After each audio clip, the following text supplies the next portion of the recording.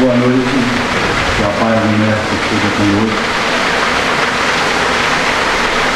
Vinde a mim, todos vós que estáis cansados e oprimidos, e eu vos aliviarei. Tomai sobre vós o meu jugo e aprendei de mim, que sou manso e humilde de coração, e achareis alívio para as vossas almas. Pois o meu jugo é suave e meu fardo é leve. Jesus está em Mateus 11. Realmente não existe no Evangelho nada mais consolador do que as palavras de Jesus. Principalmente quando ele se dirige aos pobres e quando ele fala da dor. E o tema para nosso estudo da noite precisa de muito consolo, pois ele está baseado nos itens 21, perda de entes queridos e morte prematura, 22, se fosse um homem de bem, teria morrido, 23, aflições voluntárias, e o 24, que é desgraça real. Todos esses itens integram o capítulo 6 do Evangelho segundo o Espiritismo, cujo título é Bem-aventurado.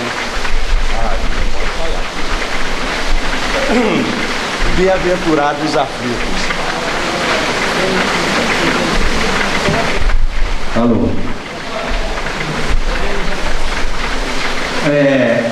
E dentre todas as bem-aventuranças, ou seja, as promessas que Jesus fez no inesquecível, no grande legado da humanidade, que é o Sermão da Montanha, certamente essa bem-aventurados aflitos, porque serão consolados, é a mais vibrante. Porque para um mundo de provas e expiações, um mundo onde o nível vibratório é a dor, nada mais consolador do que bem-aventurados os que choram, porque serão consolados. E Jesus não só faz a promessa do consolo, porque quando ele diz que eles serão consolados, Jesus está anunciando que a dor é temporária, que a dor é um instrumento de aperfeiçoamento, mas que está presa aos mundos de provas e expiações. Já refletiram sobre a misericórdia divina em construir mundos de provas e expiações? Se não fossem esses mundos, onde é que nós iríamos nos aperfeiçoar? Então, esses mundos são benditos, sim, são abençoados. E por isso Jesus abençoou a dor. Porque as outras bem-aventuranças, por exemplo, bem-aventurados puros de espírito. Quem é puro de espírito aqui? Bem-aventurados pacíficos, porque herdarão os céus. Esses já estão num nível mais adiantado. Agora, bem-aventurados são os que sofrem. Quem não sofre aqui? Então, é realmente geral, é abrangente. Nessa bem-aventurança, e também bem-aventurados que são perseguidos e têm sede de justiça, nessa bem-aventurança Jesus englobou toda a humanidade. E o quinto evangelho, agora eu vou ter que fazer uma reflexão, é que eu costumo chamar o evangelho segundo o Espiritismo de quinto evangelho. Existe o evangelho segundo São Mateus, existe o evangelho segundo Marcos, o evangelho segundo Lucas e o evangelho segundo João e o evangelho segundo o Espiritismo. Se a religião ocidental está formada em 3 etapas, e a doutrina, e todos os palestrantes já ouviram isso, está em toda a codificação colocada pelo próprio Kardec, que a religião ocidental apresenta 3 etapas, ou 3 revelações, como costumamos chamar, sendo a primeira o judaísmo, não é? Mas a mensagem recebida por Moisés era apenas o início da nossa evolução, da nossa regeneração, no momento em que a gente saía do mundo bem primitivo, né, ou do mundo ainda, digamos assim, animalizado, né, para um mundo melhor. Era o momento, primeira reflexão, as primeiras bênçãos, as primeiras dádivas de Deus ou da providência divina para iniciar os espíritos que estavam começando a sua evolução aqui na Terra. Por isso os 10 mandamentos de Moisés, né, eles são incisivos, eles estão no imperativo: não matarás, não furtarás, porque naquele momento nós precisávamos dessa força da lei, né?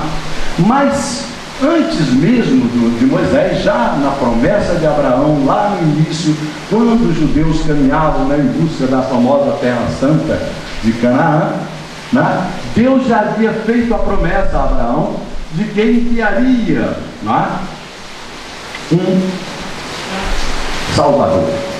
Essa palavra Salvador seria no sentido mais de um líder, alguém que iria trazer uma mensagem que pudesse encaminhar a humanidade. Por isso Jesus disse: eu sou o caminho, a verdade e a vida, né? Eu sou a porta, porque ele realmente veio trazer essa abertura. Então veja, os profetas já anunciavam a vinda de Jesus 800 anos antes da vinda dele, né? Já estava tudo programado, tudo que iria acontecer. Então a missão de Jesus era uma missão já universalmente colocada por todos os médios, ou seja, os profetas e todos aqueles que recebiam mensagem.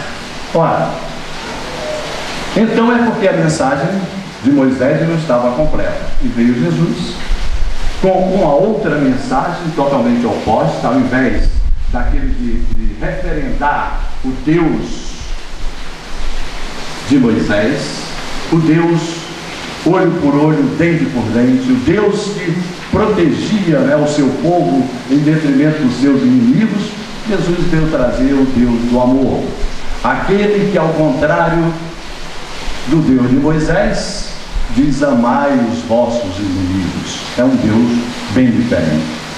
E Jesus traz essa mensagem.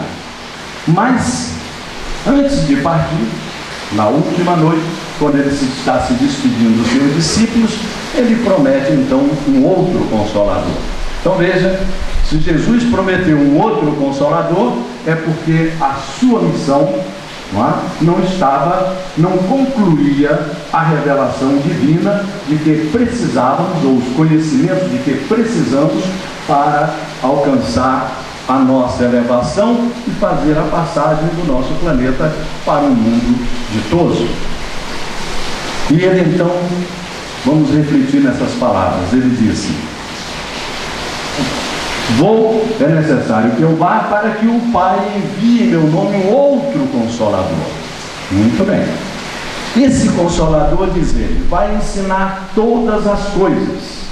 Portanto, uma parte da missão do Consolador é ensinar coisas que Jesus não ensinou. Ele vai revelar todas as coisas. Então, essa parte é a parte que for anunciada ali nos discursos, né? É a parte da codificação, que trata da filosofia espírita, que trata da ciência espírita, não é? E o céu e o inferno entrou agora, porque o céu e o inferno é exatamente onde nós vamos receber as nossas recompensas. Porque quando Jesus diz: bem-aventurados aflitos, não é, porque serão consolados, bem-aventurados pacíficos, porque herdarão o reino dos céus, essas promessas de Jesus não eram para o mundo material.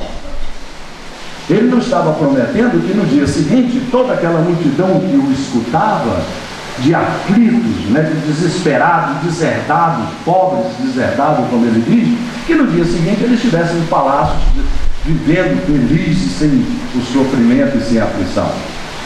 Jesus disse: o meu reino não é deste mundo. Portanto, é no reino dele que essas bem-aventuranças serão cumpridas. Portanto, é no reino dos céus que nós vamos receber as nossas recompensas pelo que fazemos aqui. Então, bem-aventurados que sofrem aqui, porque estão construindo esse momento. Mas, além disso, Jesus disse: além, né, de dizer todas as coisas, vai relembrar tudo o que eu disse. Quando Jesus diz que o Consolador vai relembrar tudo o que ele disse, ele está antecipadamente anunciando o Evangelho segundo o Espiritismo. Confere? Ele já está anunciando, porque para dizer, então o Evangelho segundo o Espiritismo é um livro que já está integrado na codificação a partir do anúncio de Jesus, ao dizer o anúncio do Espírito de verdade, lá na menção de Jesus, ainda quando ele falava para os seus discípulos. E realmente, o Evangelho segundo o Espiritismo, ele vai lembrar tudo que Jesus disse. E ao contrário, ou diferente dos outros 4 evangelistas, que contam como testemunha o Evangelho de Jesus, e numa sequência mais ou menos cronológica, desde que todos eles começam com o nascimento e vai até a crucificação, o Evangelho segundo o Espiritismo, portanto o 5º Evangelho, ele é arrumado tematicamente. Não é o Evangelho segundo o Espiritismo, não é uma recontagem, uma nova visão, uma nova, digamos assim, um novo relato da vida de Jesus. Não. Os capítulos são arrumados tematicamente. Então, por exemplo, nesse capítulo 5, Bem-aventurados os aflitos, o Kardec reúne, nesse capítulo, todas as grandes dores. Porque, para mostrar que a bem-aventurança da aflição vai incorporar, vai amparar o sofrimento nesses difíceis momentos, como a perda do ente querido, que é talvez uma das dores mais profundas, da qual nós vamos tratar aqui. Mas, já que eu mencionei o 5º Evangelho, vamos mais um pouquinho nessa reflexão. Veja, por que Jesus não escreveu nada? Porque os 4 Evangelhos são escritos, baseado nos que os discípulos ouviram, aqueles que foram discípulos dele, porque os outros nem foram, apenas Lucas, eles ouviram de Paulo, era discípulo de Paulo, pelos que eles ouviram, pelo que foi contado, que eles escreveram. Mas Jesus não escreveu nada. A mensagem de Jesus foi totalmente oral, foi o exemplo da sua vida e todo o seu ensinamento, todo o seu evangelho foi uma narrativa oral, através de parábolas, conforme nós sabemos, como está registrado. Ora, primeiro Jesus não poderia escrever, porque vejam bem, se Jesus escrevesse, ele teria que escrever a verdade absoluta, que nem eles iam entender lá e nem nós estaríamos entendendo agora. E por outro lado, naquele momento em que a humanidade era praticamente toda analfabeta, não era o documento escrito que precisava era de um Deus. Por isso Jesus foi chamado de Deus. Precisava era de um exemplo, precisava de um irmão, alguém que chegasse e dissesse: todos nós somos irmãos, nós somos filhos de um mesmo Pai. Esse Pai é amoroso, esse Pai é justo, misericordioso, nos criou para a perfeição. E o carisma de Jesus, por ser um espírito puro, o mais puro que já pisou este planeta, é claro que em torno da figura de Jesus. Por que ele diz que o Espírito de verdade vai ficar com vocês para sempre? Por que ele não disse o meu ensinamento? Porque ele nem sequer considerou isso. Quer dizer, ele vai ficar para sempre também, mas em torno da figura dele. E essas palavras das bem-aventuranças são realmente, digamos assim, a síntese maior das promessas de Jesus. Porque ele não só está dizendo bem-aventurados que sofrem, bem-aventurada a aflição. Ele está dizendo que eles serão consolados. Portanto, em outro lugar, nesse reino que ele veio anunciar, não vai existir mais a dor, o sofrimento. Conforme diz o João no Apocalipse, a nova terra, novo céu, onde não existe mais nem pranto, nem ranger de dentes, etc. A nova Jerusalém. Então, eu acho que esse capítulo 5, como eu disse então, o Kardec arrumou tematicamente. É uma nova visão do Evangelho, porque, veja, segundo João, Evangelho segundo São Mateus, Evangelho segundo São João e o Evangelho segundo os Espíritos. Certo? E esse Evangelho segundo os Espíritos também é diferente, porque enquanto que os outros são testemunhas encarnadas, a visão do Espírito encarnado, agora é o Evangelho de Jesus contado, narrado, através dos Espíritos bem mais evoluídos, porque preparados para essa narração, portanto, reestruturando. Por isso aqui nós dizemos que a parte religiosa da doutrina espírita é a moral de Jesus reinterpretada através das palavras dos Espíritos. Certo? E esse capítulo 5, olha que o capítulo 6 é o Consolador. E o Consolador vai também trazer essa mesma palavra de consolação de Jesus. Ele diz, por exemplo, vejam como é semelhante assim: venho como outrora aos filhos desgarrados de Israel trazer a luz que dissipa as trevas. Venho instruir e amparar os pobres e deserdados. Venho dizer-lhes que eleve a sua resignação ao nível de suas provas e chorem, porque a dor foi sagrada no jardim das oliveiras, mas se esperem, porque também a eles os anjos consoladores virão enxugar as suas lágrimas.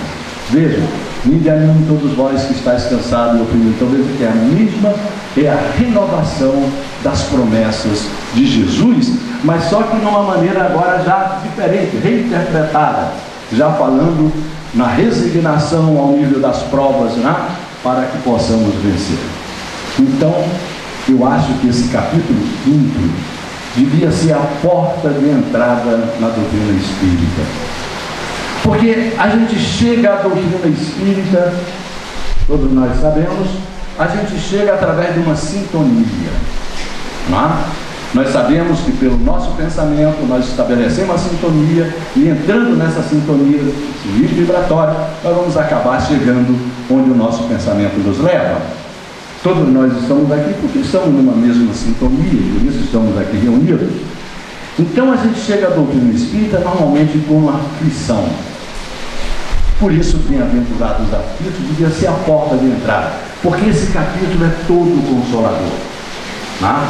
É o consolo para todas as dores. Esse capítulo vai nos explicar por que sofremos. Porque até então, até chegarmos à doutrina espírita, a gente sofre, todo mundo sofre. Mas o pior não é o sofrimento que cada um contabiliza em si mesmo. O pior é que a gente não sabe por que sofre. Pior do que sofrer é não saber por que sofre. E Jesus já tinha dito lá, mas naquele momento, na perspectiva tomada do cristianismo tradicional, de uma única vida, apenas de uma encarnação, não era possível entender o que Jesus dizia. Porque Jesus falava para o espírito imortal, talhado para a perfeição, não para o espírito materializado, naquele momento, num corpo, atravessando uma vida material. Então, no primeiro item do capítulo 5, o primeiro item, o título o título do primeiro capítulo é agora me faltou a palavra exatamente, não é teste não, gente, esqueci mesmo.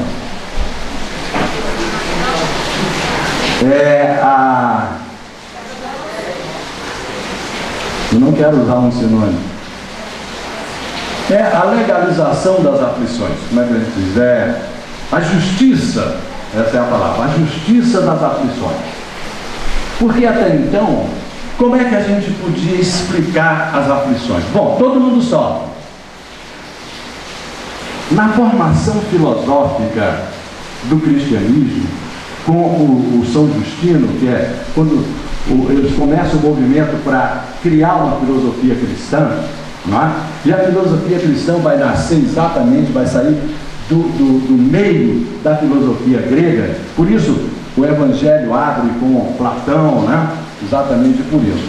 Então a filosofia cristã, ela vai utilizar primeiro a metafísica platônica, que era importante para justificar uma vida após a morte.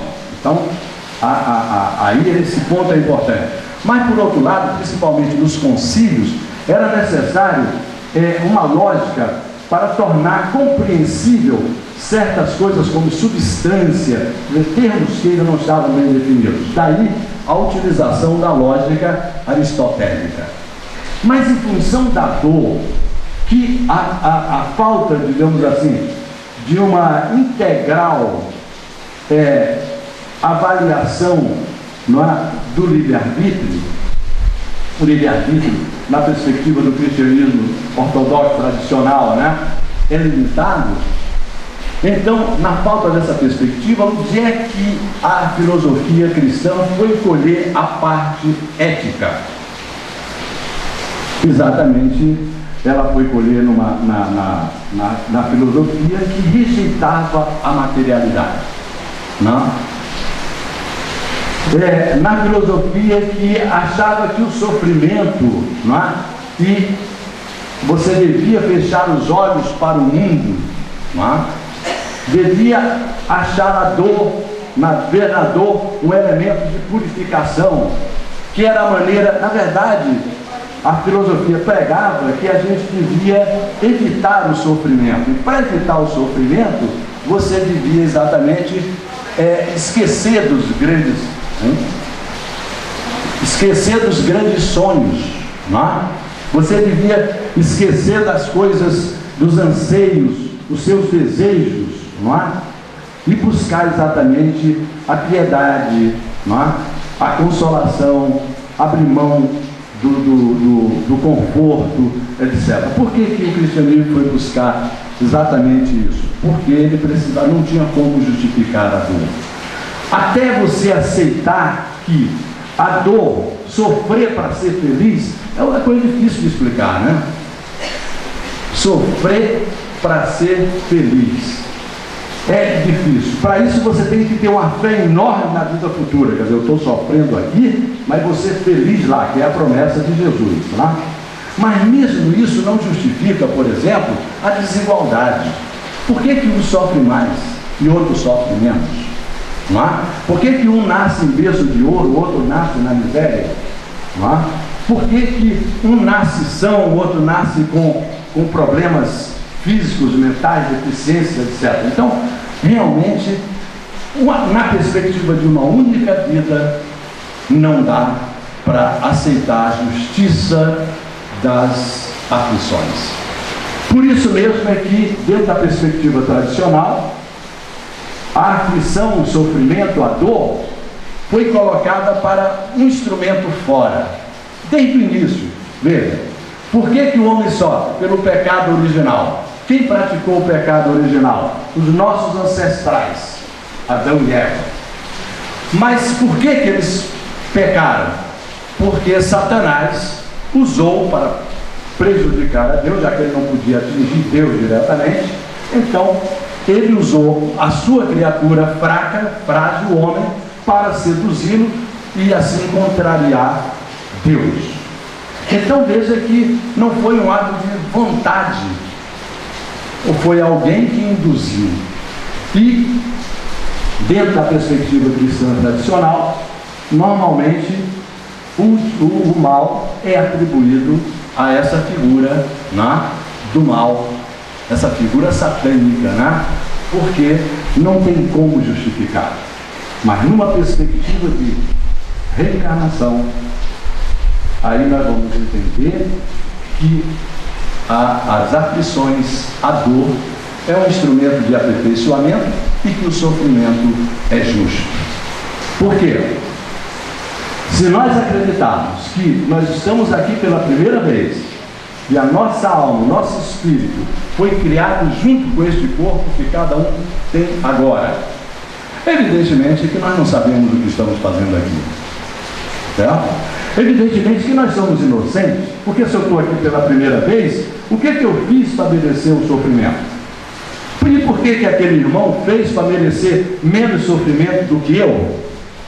Então, esse primeiro item, não é? Do capítulo 5 é fundamental, porque aí ele vai dizer, é fundamental, mas ao mesmo tempo é um capítulo forte, porque na medida em que não é mais os satanás que praticam mal, quando ele mostra que nós sofremos porque nós temos o livre-arbítrio, que é um atributo do Espírito, e que esse livre-arbítrio é um instrumento que Deus nos deu, né, no momento da nossa criação do Espírito, para que através dele nós construíssemos a nossa angelitude, e que todas as nossas ações, de acordo com as nossas resoluções, todas as ações geram um retorno, efeitos, e que esses efeitos inevitavelmente caem sobre nós. A doutrina, ao mesmo tempo que nos explica o sentido do sofrimento, nos coloca uma grande responsabilidade. Cada um sofre em função das suas escolhas, portanto, cada um é responsável pelos seus sofrimentos. Mas não só pelos seus sofrimentos, ele é responsável também pelos seus méritos, certo?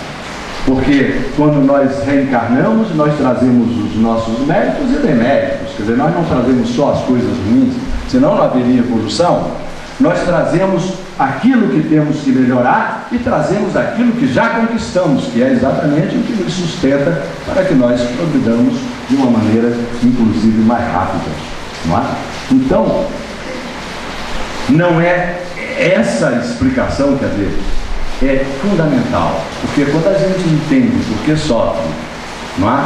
E logo depois, o segundo item é causas atuais das aflições, e aí é importante, porque a doutrina vai dizer que nós sofremos, a causa do nosso sofrimento resultou de uma ação nossa, que pode ter sido no presente, agora, não é?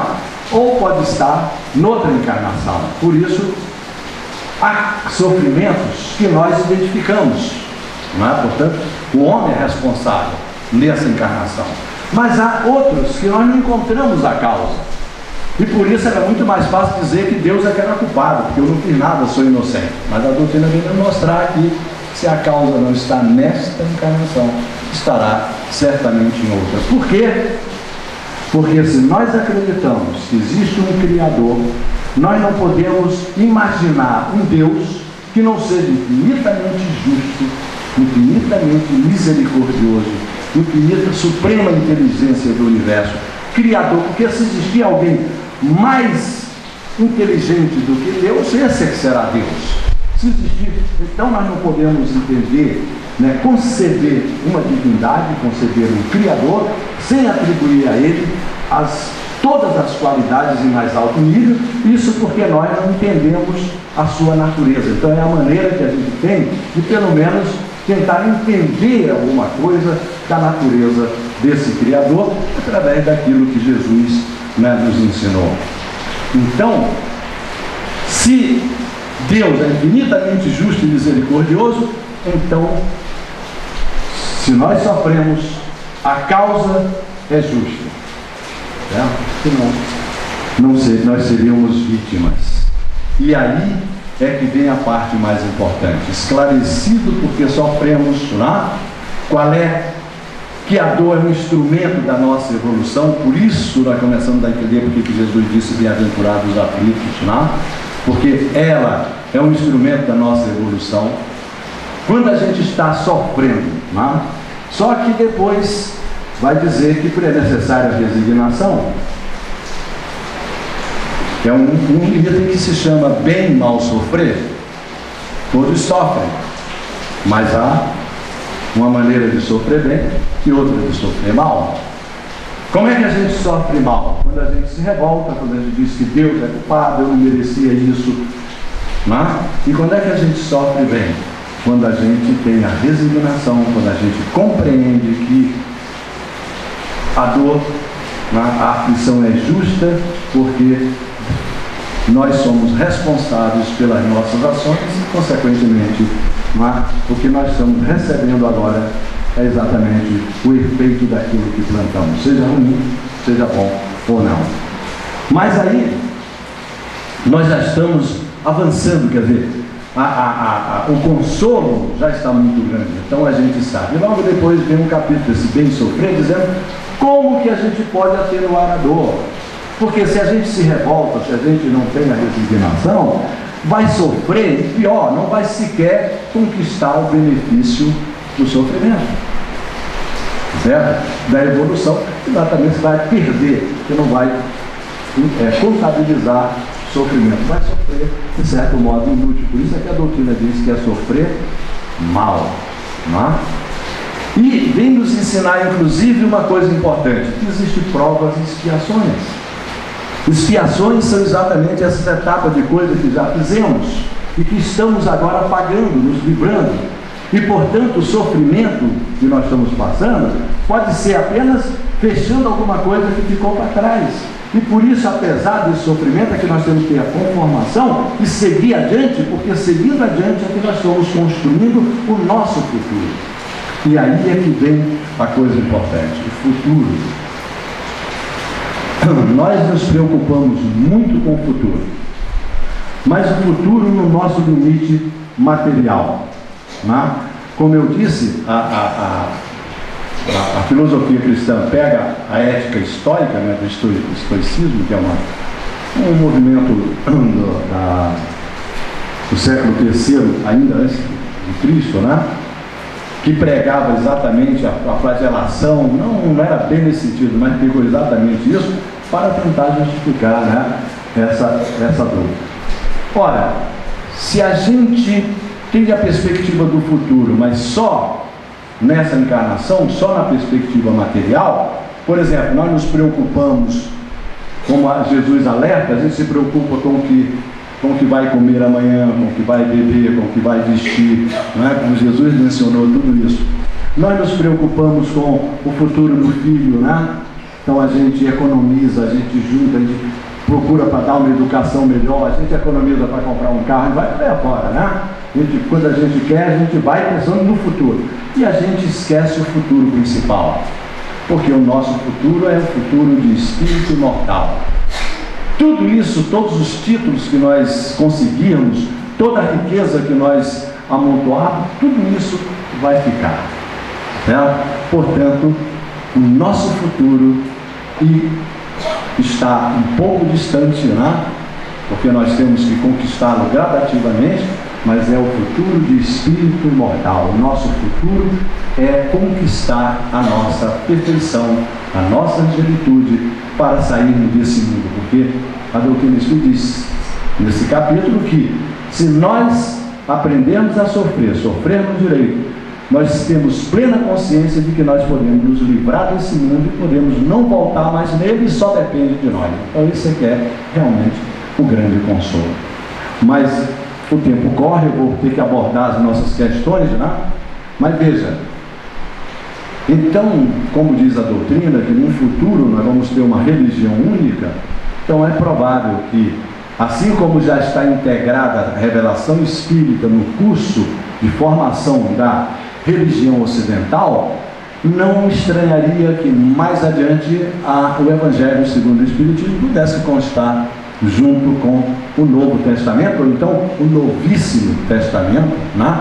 Já que o Evangelho segundo o Espiritismo não é uma interpretação, é uma ampliação dos conceitos de Jesus. Não é a vida de Jesus como testemunha, mas é uma reflexão profunda dos ensinamentos de Jesus. E veja, a doutrina espírita não diz que nós devemos esperar um outro consolador, não. Certo? Não podemos esperar outro consolador.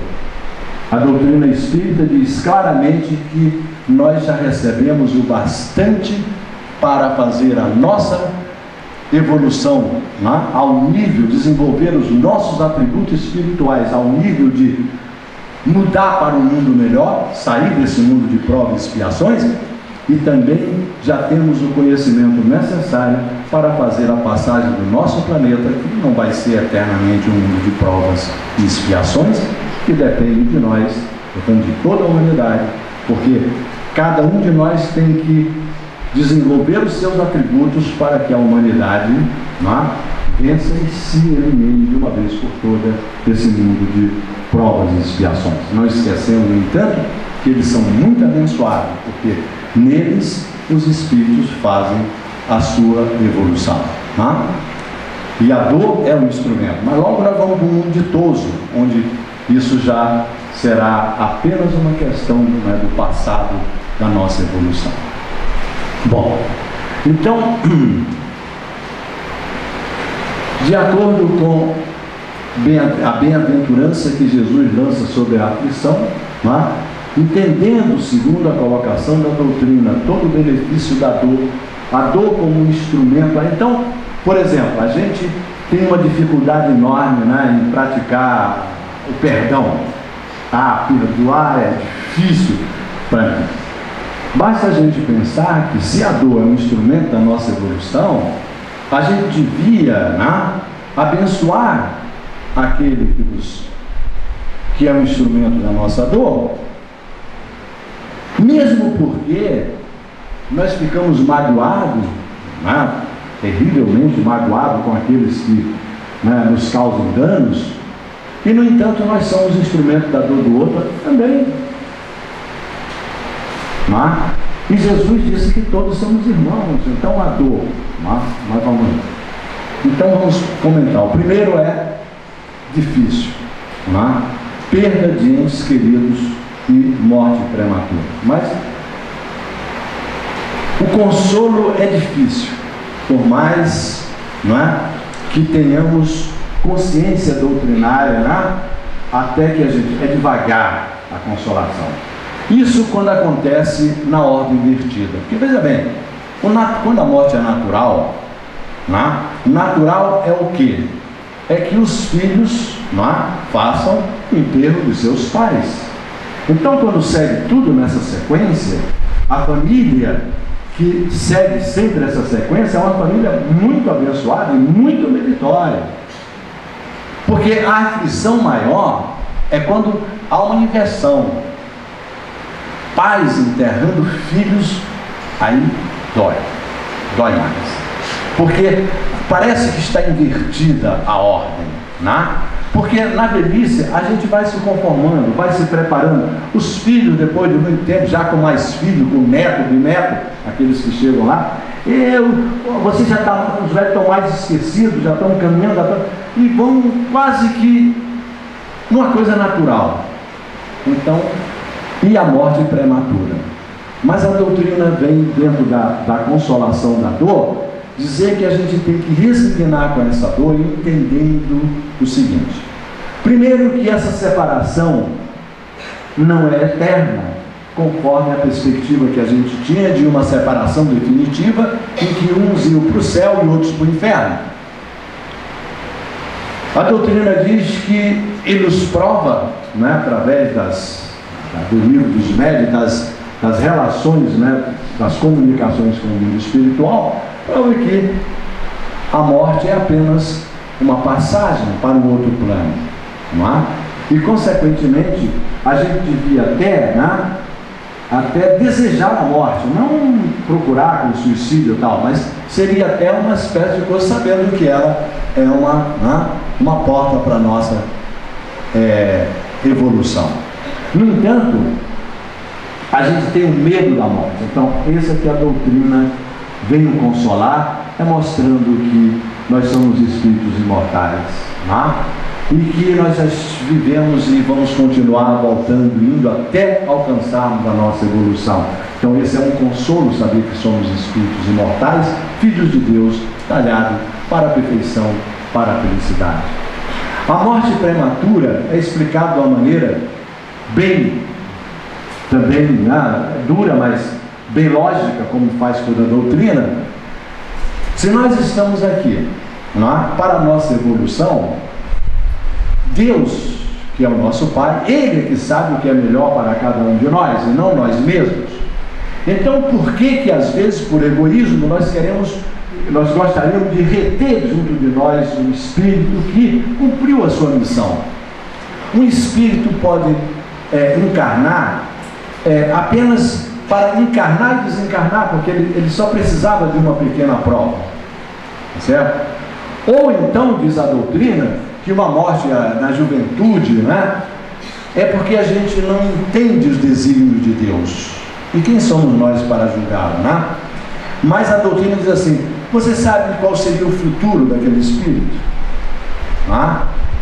Foram jovens agora lá em Santa Maria, muito jovens. Mas aí pergunta: você sabe o destino desses jovens? O que eles seriam, diz a doutrina? Para eles, para as famílias e para a própria humanidade, e para eles próprios principalmente. Então, não seria um benefício para eles? Então é o que eu digo, na perspectiva do mundo material, do futuro, de uma encarnação que acaba com o túmulo, é uma coisa. Mas quando você muda a perspectiva para as vidas, reencarnações, aí tudo muda, quer dizer, o melhor para ele como espírito.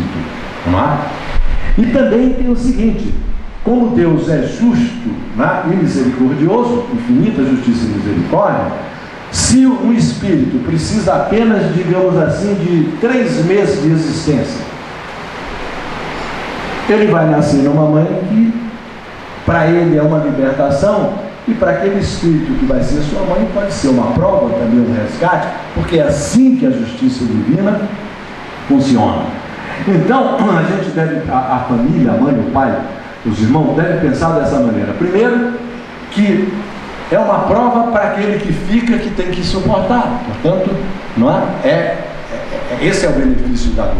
Mas é sobretudo importante para aquele que partiu, porque diz a doutrina: não é justo que alguém que seja condenado por um crime cumpra a sua pena e permaneça preso. Certo? Não seria justo. Então, o problema é que a gente não entende a justiça divina. A mesma coisa acontece com: se fosse um homem de bem, teria morrido.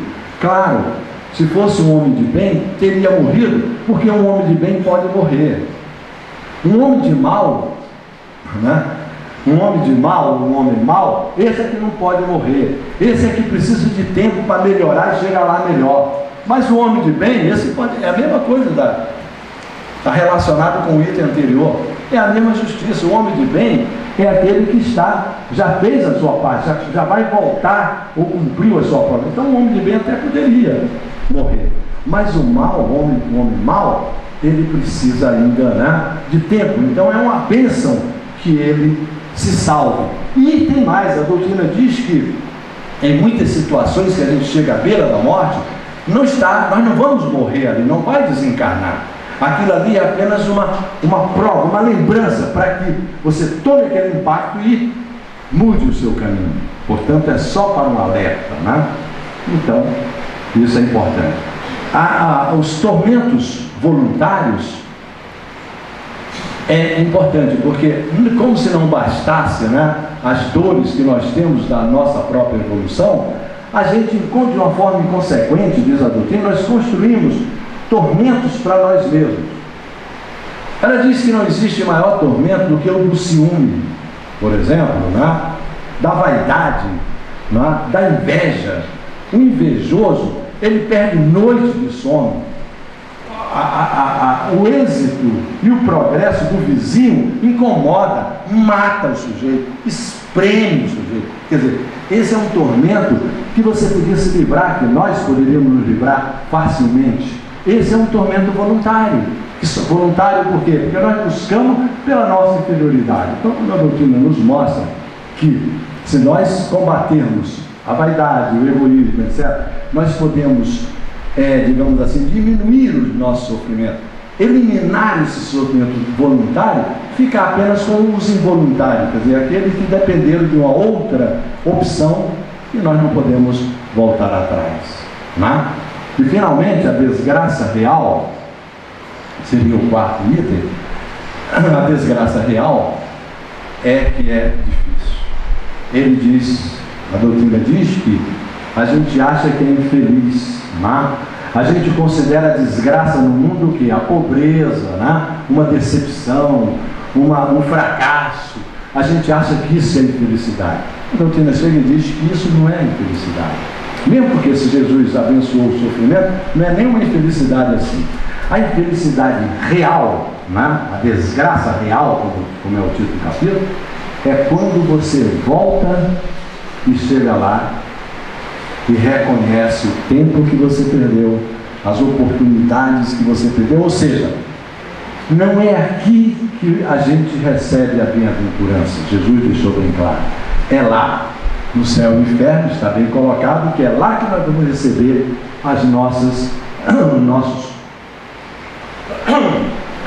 vamos receber os nossos prêmios pelas nossas opções boas ou más, boas ou ruins, certo? Então, a desgraça real, por que essa é a desgraça real? Porque aqui nesse momento, a doutrina espírita nos esclarecendo, se nós compreendermos bem, nessa encarnação, nesse momento enquanto estamos nesse corpo agora, nessa vida, nós podemos desfazer muita coisa. Nós podemos chegar amanhã e pedir perdão a alguém que está nos prejudicando. Se você pede, se ele não perdoar, aí quem não vai dormir é ele, mas você vai dormir tranquilo, certo? Porque essa que é realmente a coisa. Então nós podemos desfazer muita coisa. Como disse Jesus, é bom reconciliar enquanto estamos a caminho. Então nós temos essa oportunidade. A encarnação serve para isso, para que nós possamos evoluir, podemos fazer novos, conquistar novas virtudes e desfazer erros, equívocos, por outros tempos, já que, como nós não degradamos nunca, nós vamos estar sempre num nível ou num grau de evolução. Porque, veja bem, ninguém encarna para fracassar, ninguém, uma encarnação para cometer um equívoco, não. Nós reencarnamos com todo o projeto, com todo o amparo para realizar as nossas provas com mérito, as nossas expiações, e a doutrina espírita que vem nos esclarecer tudo isso, recolocando, portanto, as palavras de Jesus. Mas veja bem, o sofrimento daquele pela inveja, que não pode ver o triunfo, principalmente aquelas pessoas com quem a gente não simpatiza muito, e começa a prosperar, porque isso é uma coisa interessante. Não só a desigualdade do sofrimento, o homem justo sofrendo ao lado do mal que prospera, então isso realmente, esse sofrimento do orgulho, da vaidade, esse não é aquele que Jesus abençoou, não. Bem-aventurados aflitos, mas não é esse tipo de aflição, porque esse tipo de aflição, ele vai chegar no plano espiritual, e aí é que ele vai conhecer a verdadeira aflição, que é a desgraça real de que fala a doutrina, certo? Essa é a grande mensagem. Portanto, a doutrina do quinto evangelho, nos esclarecimentos que faz dos ensinamentos de Jesus, portanto, funde-se com ele, é um novo evangelho, sim, que traz toda a mensagem de Jesus, e de uma forma agora mais ampla, mas sem perder de maneira nenhuma as promessas de Jesus e aquele tom de amizade, de irmão, aquele tom doce do Nazareno. Uma boa noite para todos. Obrigado.